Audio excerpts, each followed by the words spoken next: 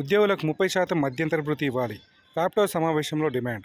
ప్రభుత్వ ఉద్యోగులు, ఉపాధ్యాయులకు 30% మధ్యంతర భృతి ఇవ్వాలని, 12వ పీఆర్సీని ఏర్పాటు చేయాలని ఏపీ ఉపాధ్యాయ సంఘాల సమాఖ్య అధ్యక్ష ప్రధాన కార్యదర్శులు L Sai Srinivas, S Chiranjeevi demand చేశారు. విజయవాడలోని ఎస్టీయూ భవన్లో గురువారం నిర్వహించిన ఫ్యాప్టో సమావేశంలో వారు మాట్లాడారు.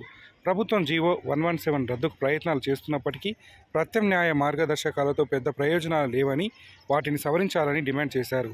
ఉన్నత పాఠశాలలో ఉపాధ్యాయులు విద్యార్థుల నిష్పత్తిని 1:30గా తీసుకోవాలని, 45 మందికి మించితే 2వ సెక్షన్ ప్రారంభించాలని సూచించారు. ఉపాధ్యాయుల కారుణ్య నియామకాలు, పెండింగ్ బకాయిలపై త్వరగా సానుకూల నిర్ణయం తీసుకోవాలని డిమాండ్ చేశారు. ఆంగ్ల మాధ్యమానికి సమాంతరంగా తెలుగు మాధ్యమాన్ని కొనసాగించాలని, హైస్కూల్ ప్లస్లో ఇంటర్మీడియట్ను అందుబాటులో ఉంచాలన్నారు.